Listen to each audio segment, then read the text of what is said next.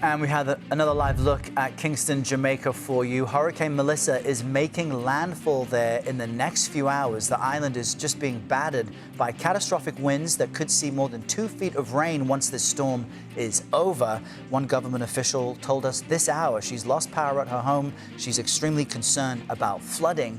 CBS News correspondent Jason Allen filed this report from Kingston moments ago.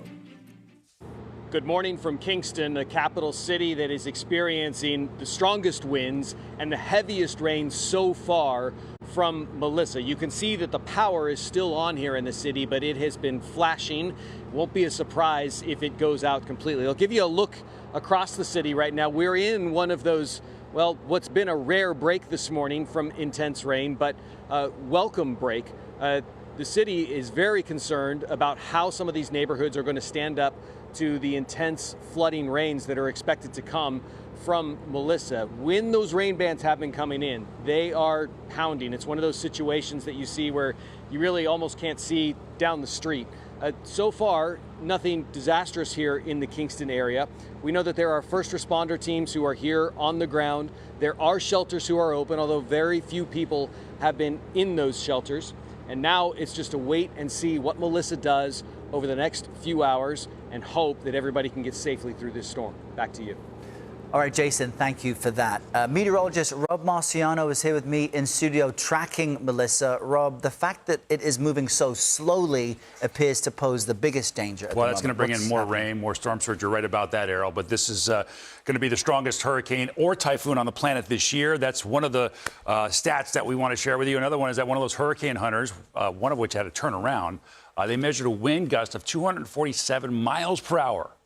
Okay, that was at 700 feet by one of their drop sondes that measured that, and that's never been recorded in a hurricane. So the most frightening part about these stats is that it's so close to land. We're going to have landfall here in the next few hours, and we're hoping that it does weaken some. That's possible as we get some eye wall replacement cycles. But whether it's a Category 5 or a 4, it really doesn't matter. It's going to cut a swath of 20 to 50 miles right through that part of the island, and then maybe get to Category 4 status when it gets to Cuba. So that's going to be frightening as well for folks in eastern Cuba, which includes Guantanamo Bay, and then into the Bahamas and the Turks and Caicos. So we have got hurricane warnings and tropical storm warnings obviously up for these areas. The conditions will continue to deteriorate in Kingston, where storm surge really is going to be one of the big players there. It's most susceptible to that. And then the rainfall, because of what Errol said, we've got it fairly slow moving before it accelerates later on today. We'll expect to see another 15 to 30 inches of rain on top of what they've already seen. Some of those mountainous areas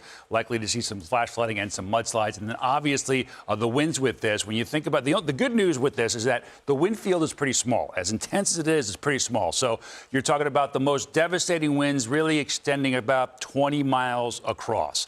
But in essence, that's like an EF3 tornado that's 20 miles wide, cutting across this landscape and getting dangerously close to Montego Bay.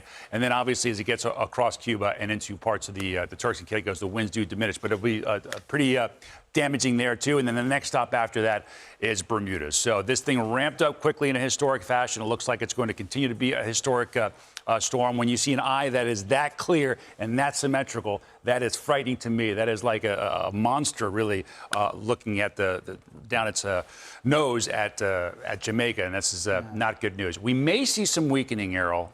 It's likely at its greatest peak right now. Hopefully we'll get some weakening over the next few hours, but again, whether it's a 4 or 5 doesn't matter. It's going to be a devastating blow to this island. Just looks like a bulldozer blazing toward that island of millions of people. I know we'll have updates on this throughout the day. Rob, thank you so much.